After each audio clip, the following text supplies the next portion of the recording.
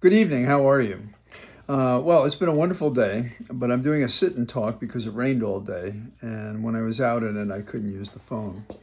That's number one. And then the second thing that happened is I got a call and was asked to appear with MSNBC host Ari Melber to discuss the Supreme Court case today.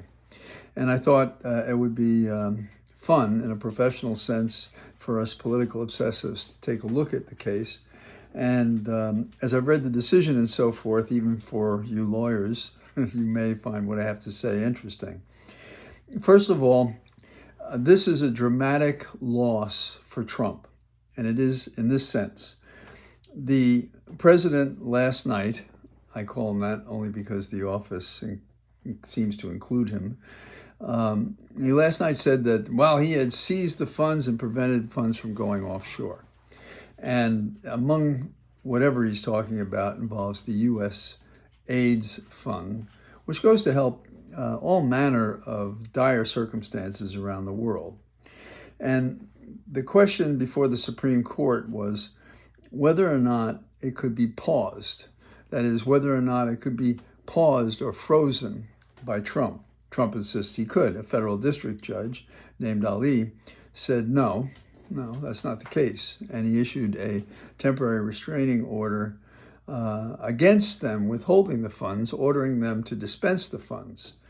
They, that is the government, Trump and Doge, went to the Court of Appeals for the D.C. Circuit, and they said, well, this is a TRO. It's not an appealable order, meaning you can't ask a higher court to do anything about it. So they went to the Supreme Court.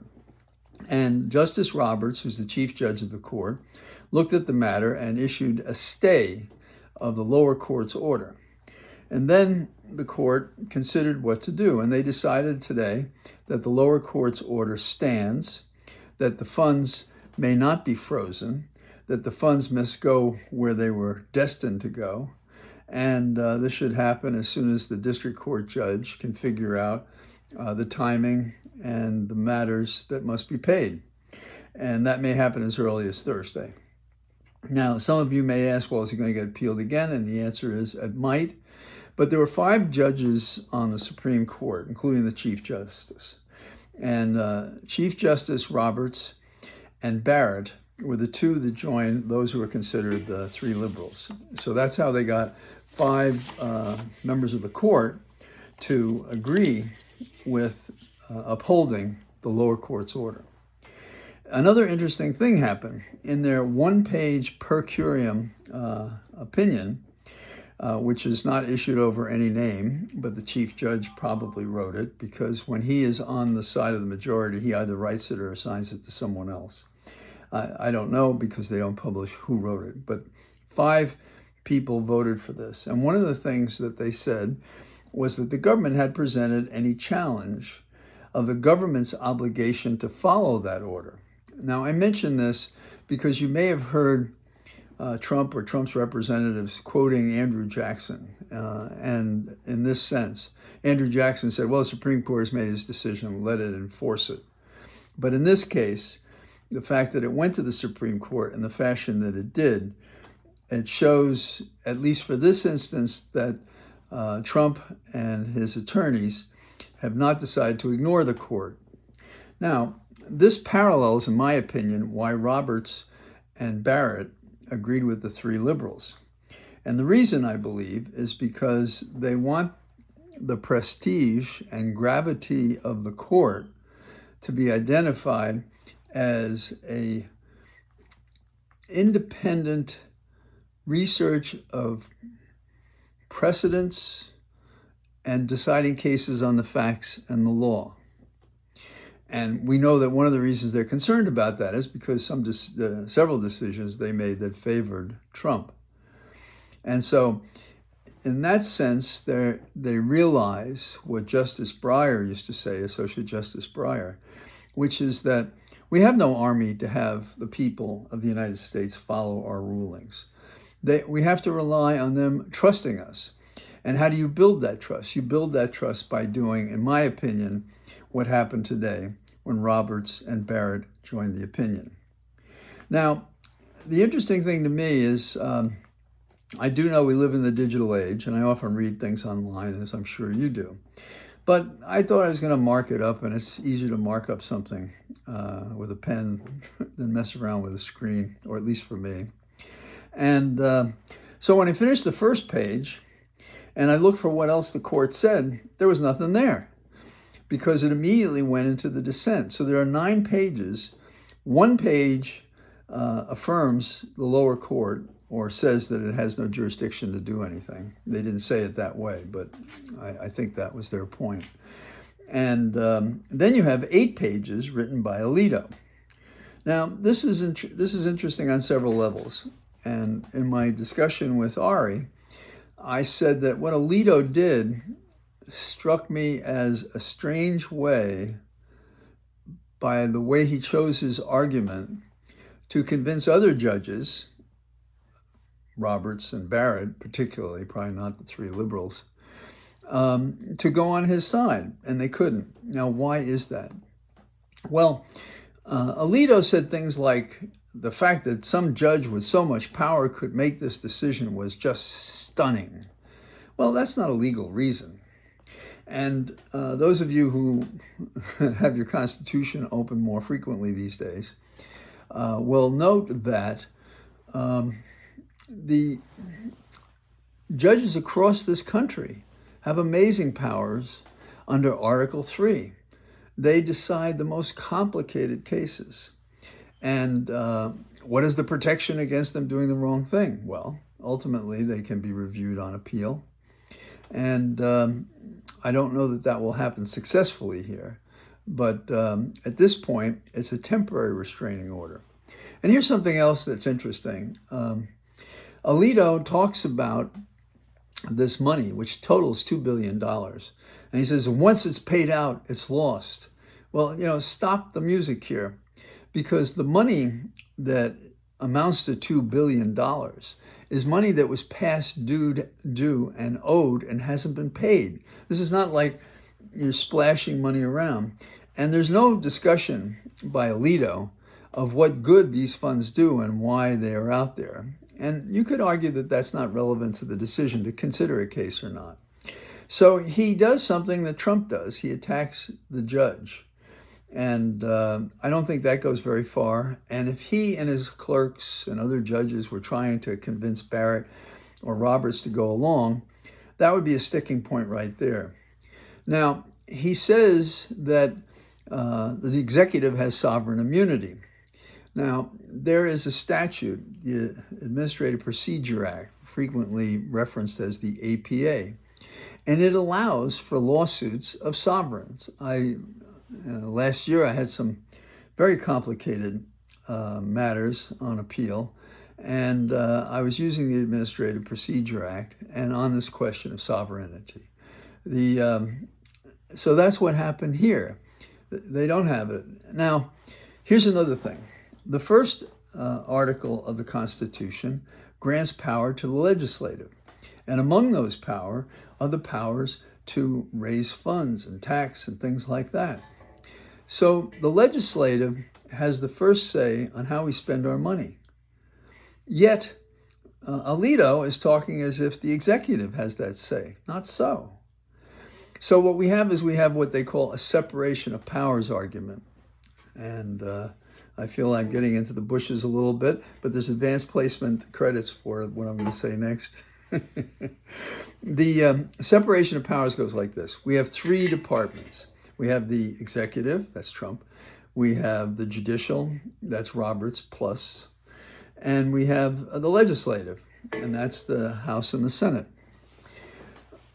When the authority to do something rests with one of those departments, and the article of the Constitution that corresponds to the legislative is Article 1, then you look to that, and pardon my French, but it trumps, if you will, the notion that the executive has the power to do this. They don't.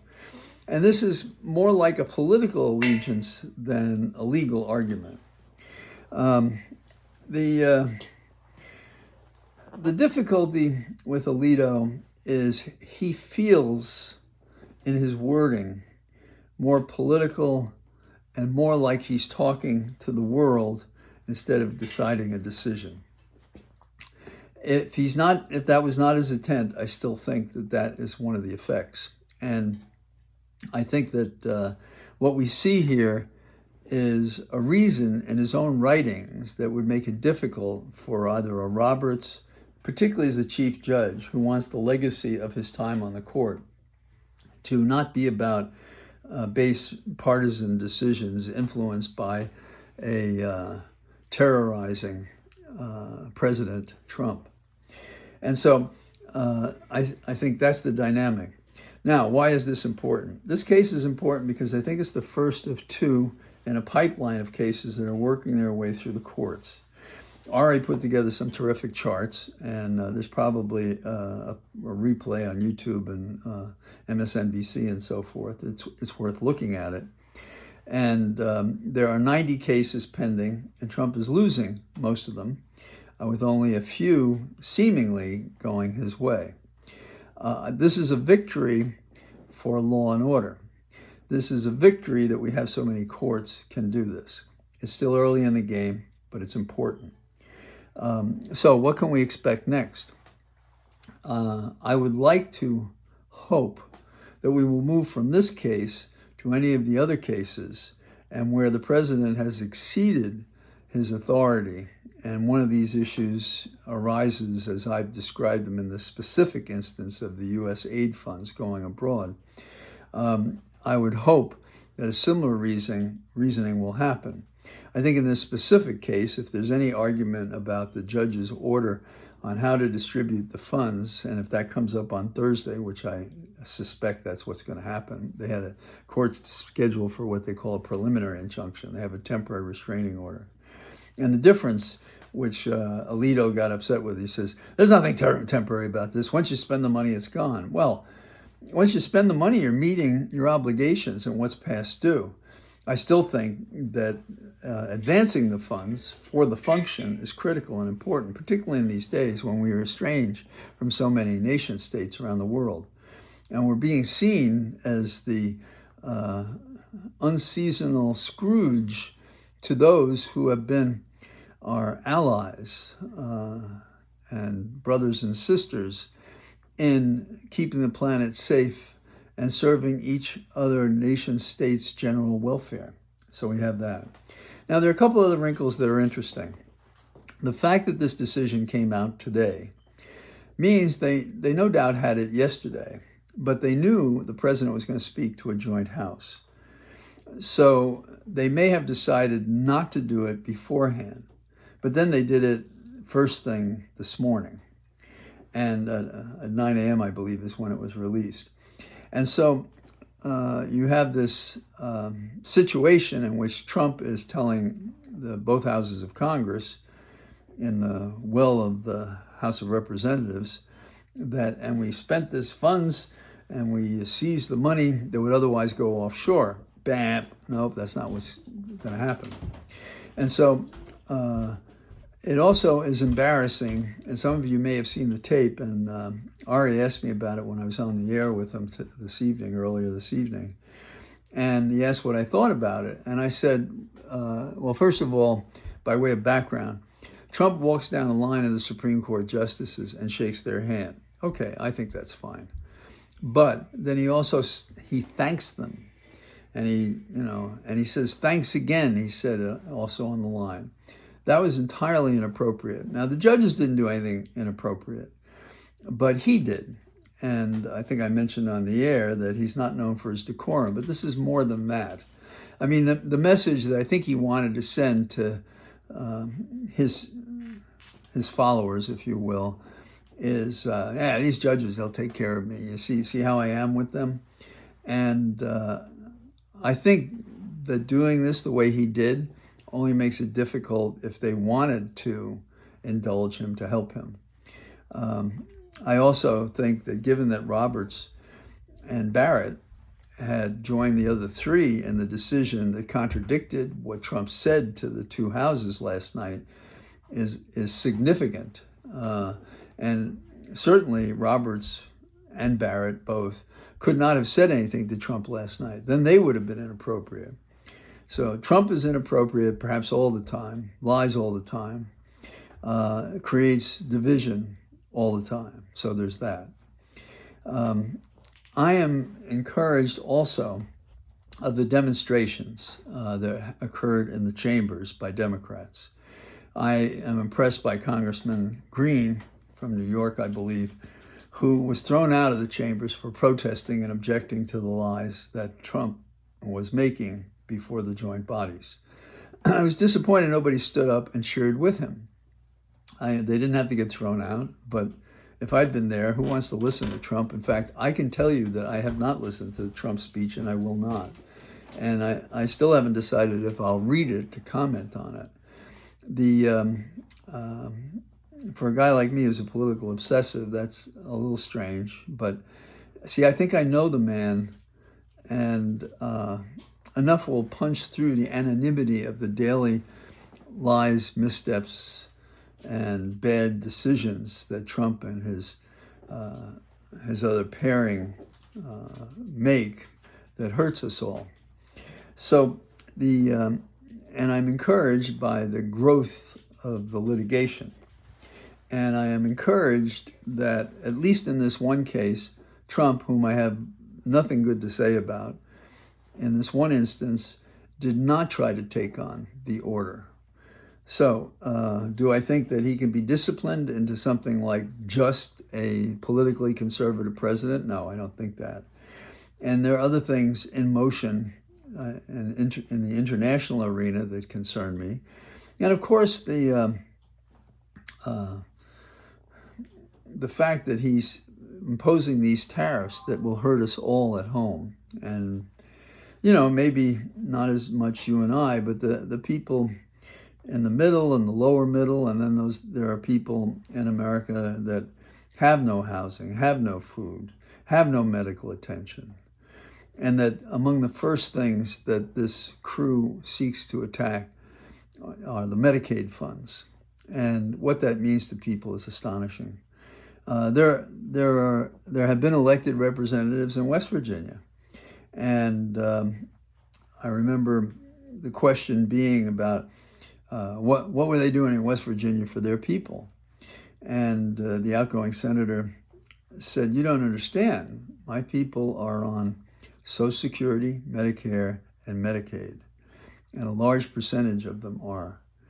This is a program that those who've sliced and diced it statistically helps those states that are predominantly ours. I hear from people who are Republicans, I respect it, except for their decisions about certain elements of politics, saying this wasn't supposed to happen. And, part of that message is we were supposed to hurt you and others, not ourselves. And so it's become like a circular political firing squad. And some say, well, is Trump going to change this? And there are some speakers out there saying the same thing I think, and that probably you think, which is this is not an electoral strategy, meaning that we have to win back the seats and then have Democrats lie to get those seats and still act cowardly and not make the changes that are necessary. They had a prime opportunity last night, and the direction from their minority leader, whom I respect and enjoy and believe in, but I think he did the wrong thing, not unleashing them. And the trick in life is not advantaging the other side by respecting them when they violate the rules and not implementing a well-considered attack and defense. And what do I mean by that? In my own life, if I get a case and I think an injustice is done, and particularly in criminal cases, I see this, but not exclusively, I often see there's been a pattern and practice of using certain statutes to get to where the man wants to go, or prosecutors want to go. And it almost doesn't matter whether it's federal, state, county, or whatever. And what I look for, and this should be no secret to anybody else. Everybody should be doing the same thing. What I look for is a statute or provision that helps me represent my client or clients or entities, and that it passes the laugh test, meaning that it's a solid statute and it can make a difference. This is how we fight, quote, near the system, if not within the system. And then there are these extra opportunities we have, which are demonstrations, court proceedings, hearings, sit-ins. There are all manner of things that we can do, we've done in the past, and that we must do now. And waiting for the election and trusting our elected representatives as reflected in yesterday's performance just is not enough. So there are a lot of good people doing wrong things in terms of not fighting on the Democratic side. There are very few Republicans, but there are a couple. And we have to make that number swell. And we do that by calling them, making notes, putting a Ukraine flag on your car. Only cost $8 or $9 if I remember. And but more than that, sending the note saying, how could you possibly withhold funds from those people starving? How could you withhold the pay that these people need that is past due and owing? How can you fire the head of the whistleblowers when his term is not expired and you can't find a cause or a reason that he should be fired? It goes on and on like this. And when you're defying reason, you're inviting chaos, and chaos invites often dictatorships and revolution and suppression of freedom. So we don't want any of those things, and we should fight for it. I also have one other word. I did not watch, so this is a little unfair, but we had a recently elected person be our answer to Trump. Wrong. This is not building a person for the nation for electoral politics. When we have a chance to put somebody before the nation, we put somebody who can think on their feet and actually answer him. Say something. Go to the truth. Talk about the facts. Talk about the law. Talk about how people are hurt, and do it with passion, but also with the specifics of what the law and the bills and the penalties mean if we don't do that. Why would we put up, God bless her, even though I'm not religious, but God bless her, that she got up, she did a great job, so I'm told, but we want to put in our first string. We do not want to put somebody up there to be seen to run for office. We want to put up somebody to fight. We want our best. We want our best in the arena. We want our best fighting back. Okay, so I went on a little longer than I thought, and I hope you found that interesting. And I think tomorrow, weather's not only warm, but I think it's not wet. Also, I had a personal success today. I have a tapestry that has been hidden from me for years and years, and recently it was uncovered. And it is, maybe I'll put it up. It is just so gorgeous to me, my taste. The Cloisters was a place near where my apartment was when I went to Columbia. And it takes you back, and I've always been interested in art and art history. And it's just a gorgeous item. So I was going to put it up on the wall myself, but I didn't want to mess it up. And so I had a much more talented friend come and put them up, and it's a great joy. And I didn't realize what a joy it was until they were on the wall and I looked at it, and I just wanted to stand there and look at it. I don't know how I originally got them. I don't know how they got lost. And they were presented to me just a couple of weeks ago, and I thought, I gotta put these things up on the wall, and I have. So do something for yourself. I did it with these tapestries. I enjoyed talking to Ari. I have good work right now. I'm working hard on a couple of motions. And Holly and I are doing our best with the animals. So good. Oh, and I have a video I may share with you, which is how do you clean the nails of a steer, a former bull?